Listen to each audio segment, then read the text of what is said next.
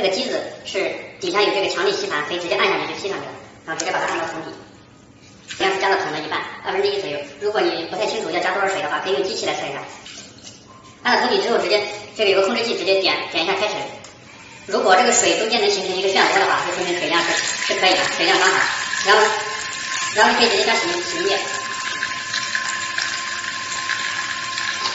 刚洗衣液之后就可以把袜子放进去，洗。我这个演示的是3合1的。